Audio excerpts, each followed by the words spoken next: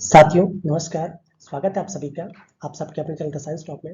आज हम the science top में यूपी पीसीएस प्रीलिम्स में आपके 2021 में जो हिस्ट्री सेक्शन से आपके मिडिवल हिस्ट्री और आपके मॉडर्न हिस्ट्री जो क्वेश्चन पूछे गए थे मध्यकालीन भारत और आधुनिक भारत से, उनके क्वेश्चन को डिस्कस करेंगे और कैसे इसलिए सॉल्व कर सकते हैं। आइए इसको देखते हैं। हमारा पहला क्वेश्चन कह रहा है कि नीचे दो कथन दिए गए हैं जिसमें से कथन ए तथा दूसरे कारण आर कहा जाता है। तो क्वेश्चन आपने किए होंगे। पहला कह रहा है मुगल साम्राज्य मूल रूप से एक सैनिक राज्य था। ठीक है, आइए हो सकता है।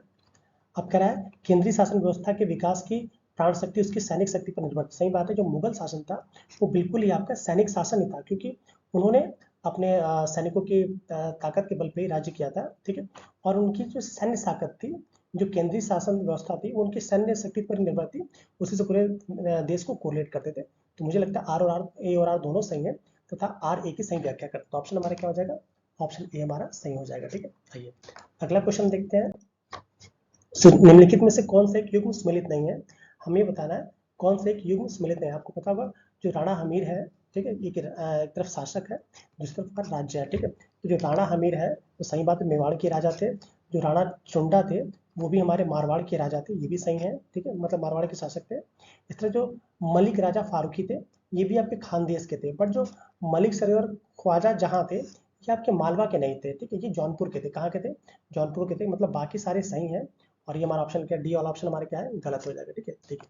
अगला क्वेश्चन देखते हैं कि उस विदेशी पत्रकार का नाम बताइए जिसने धसना साल्ट वर्क्स पर सत्याग्रह के बारे में समाचार दिए थे। आपको बहुत ही पता होगा कि जो धसना पे जो आपका साल्ट सत्याग्रह हुआ था, एक आपके थे वेब मिलर साहब। वेब मिलर जी, क्वेश्चन रिपीटेड है। जो वेब मिलर साहब थे वही एक ऐसे पत्रकार थे जिन्होंने जो धसना पे जो सॉल्ट 1930 में, जो आपको पता होगा 1930 में जो हमारा नमक सत्याग्रह हुआ था, ठीक है, उसी में इन्होंने ही अमेरिका के चूंकि पत्रकार थे, इन्होंने बहुत ज्यादा रिपोर्टिंग की थी। ठीक, चलिए अगला क्वेश्चन देखते हैं कि निम्नलिखित में से 1926 में से गठित 1926 ईस्वी में गठित नौजवान सभा का प्रारंभिक सदस्य कौन नहीं था? याद रखिएगा क्या बोल रहा है, कौन नहीं था। तो आपको पता होगा इसमें हमारे भगत सिंह तो थे, यशपाल भी थे, आपके छबीला दास भी थे।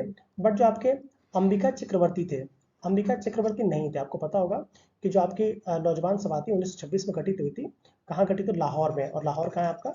वर्तमान पाकिस्तान में थी। उसी में गठित हुए थे। इसमें भगत सिंह, छबीला सिंह, यशपाल, इन सब ने, इन लोगों ने मिलकर किए थे। ठीक है, उसमें हमारे अंबिका चक्रवर्ती जी नहीं थे। ठीक है, चलिए अगला क्वेश्चन देखते हैं।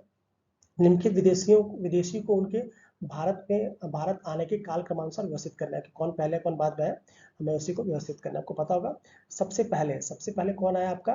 विलियम हॉकिंस आया कि रॉथस्चिल्ड आया, या सर थॉमस रो आया, या निकोलस डाउंटन आए। ठीक है, तो आपको पता होगा जो आपके विलियम हॉकिंस साहब थे, ठीक है, विलियम हॉकिंस, वो इंग्लैंड के राजदूत थे। जो कब आए थे आपके? 1908 में, सबको पता होगा। सॉरी 1608 में आए थे, सबसे पहले आए थे। ठीक है, ये सूरत पहुंचे थे। ठीक है, ये सूरत पहुंचे थे।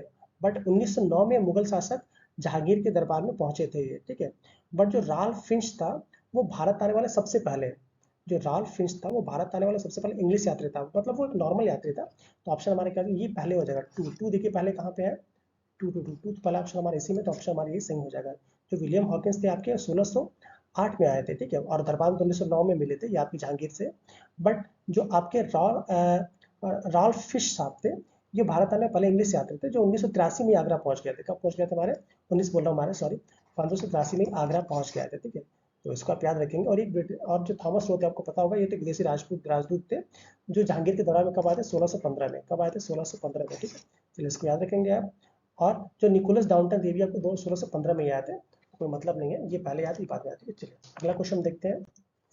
निम्नलिखित में से कौन एक 1924 में कानपुर संयंत्र मामले में शामिल नहीं था? ठीक है, आपको पता होगा जो कानपुर संयंत्र मामला है, जो बहुत ही फेमस था। इसमें आपके मुजफ्फर अहमद साहब, नलिनी गुप्ता, फिर शौकत उस्मानी, सभी लोग समेत थे। आपके एम ए अंसारी थे, ये इसमें कानपुर वाले में, ये आपको पता होगा ये उसमें नहीं थे। ठीक है, जो कम्युनिस्ट आंदोलन की शक्ति थी, इसके प्रभाव को देखते हुए कानपुर में एक षड्यंत्र का किया गया था, जिसमें कम्युनिस्टों पर मुकदमा चलाया गया। ठीक है, इसे कानपुर षड्यंत्र के नाम से बोला जाता है।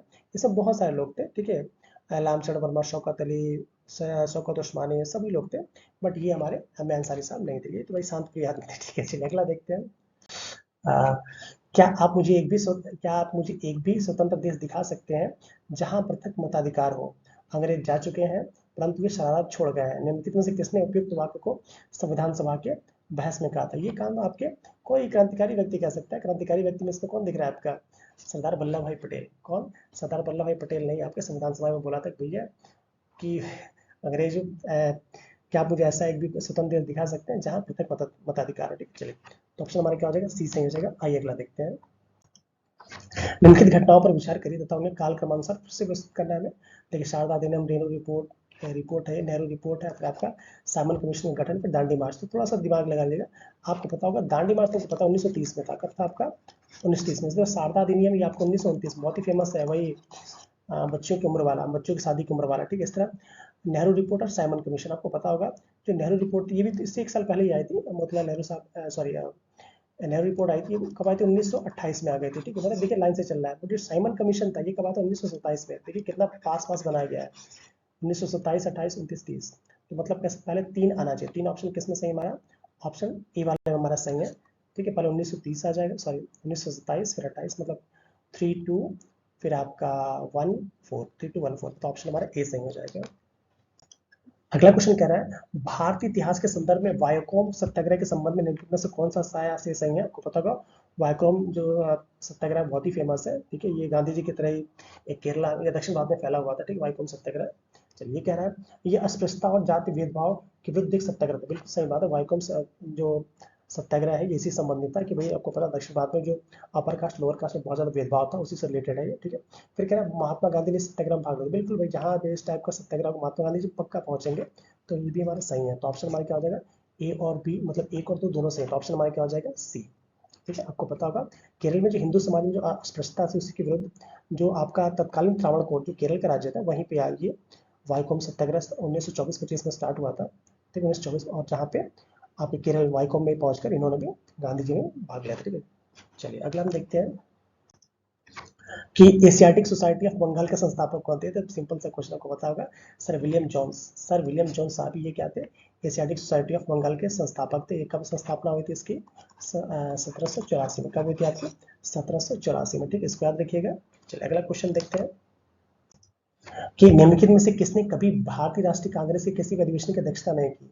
देखिए ये भी बहुत प्यारा क्वेश्चन है, आपको पता होगा सभी ने की है भाई। लाला लाजपत राय साहब ने की है, गोपाल कृष्ण गोखले ने, सुभाष चंद्र बोस साहब ने की। ठीक है, बट आपका जो बाल गंगाधर तिलक साहब इन्होंने कभी भी नहीं की। इन्होंने कभी भी, आपने पूरा पढ़ा होगा, इन्होंने कभी भी नहीं की। क्योंकि आप अगर देखेंगे तो भाई गोपाल कृष्ण गोखले साहब थे, ये बहुत ही फेमस वाला था। 1905 में जब विभाजन हुआ था उसके पहले बार 1905 में इन्होंने किया था। इन्होंने कब किया था? 1905 में कर लिया था गोखले साहब ने। इनको भाई गांधी जी गुरु है, समझी कहोगे आप। जो सुभाष चंद्र बोस थे इन्होंने भी किया था। उन्होंने 1938-39 दोनों में किया था। फिर इन्होंने 1938 और 39 दोनों में कर लिया था। ठीक है, फिर आपके लाला लाजपत राय थे, इन्होंने 2-3 बार किया था। ठीक है, तो आपको पता हो जो लाला लाजपत राय 1920 ही याद है, 1920 में कर दिया था। तो बच्चे हमारे को बाल गंगाधर तिलक साहब। ठीक है, इन्होंने नहीं किया था। अगला क्वेश्चन कर रहा है ब्रिटिश इंडिया के निम्नलिखित में से किस अधिवेशन में सामूहिक कार्यचालन के स्थान पर विभाग या विभागीय पद्धति द्वारा वायसराय की कार्यकारिणी परिषद पर उसके प्राधिकार को और अधिक बल प्रदान किया गया? सिंपल से पता है आपको, जो 1861 वाला है, यहीं पे ही जो भारत परिषद अधिनियम था 1861 का, इसी में देश के प्रशासन के निर्माण में भारतीयों को शामिल करने का उद्देश्य रखा गया था। बट बहुत ज्यादा इसमें पावर नहीं दी गई थी। ठीक है, चलिए हम अगला क्वेश्चन देखते हैं कि राजा रणजीत सिंह ने किस स्थान, ये स्थान है, किस स्थान पर अदालत आला की स्थापना की थी? आपको पता होगा जो रणजीत सिंह थे ये 4 राज्यों के राजा थे। आपको अभी भी बहुत ही न्यूज में चल रहा, खालिस्तान में तो और ज्यादा न्यूज में चल रहे थे। कौन कौन से? कश्मीर, मुल्तान, पेशावर और लाहौर में बटा हुआ था। तो रणजीत सिंह की न्याय व्यवस्था कठोर थी। ठीक है, और इनकी राज्य में सर्वोच्च न्यायालय जो थी उसका क्या नाम था? अदालत, जिस हमारा सुप्रीम कोर्ट चलती है उसका नाम क्या था? अदालत आला, जहां से ये लाहौर में स्थित है और यहीं से अपने गवर्न करते थे। और स्वयं ही इसके जो अदालत है, हालांकि जो सुप्रीम जज भी है वो भी आपका रणजीत सिंह साहब थे। ठीक है, चलिए आज के तो ऑप्शन हमारा क्या हो जाएगा? ऑप्शन हमारा कहाँ से? लाहौर में किया था। कहाँ किया था? लाहौर में किया था। ठीक है, चलिए आज के लिए इतना ही, मिलते हैं अगले वीडियो में। Till then keep learning, keep smiling and keep supporting too. Thank you.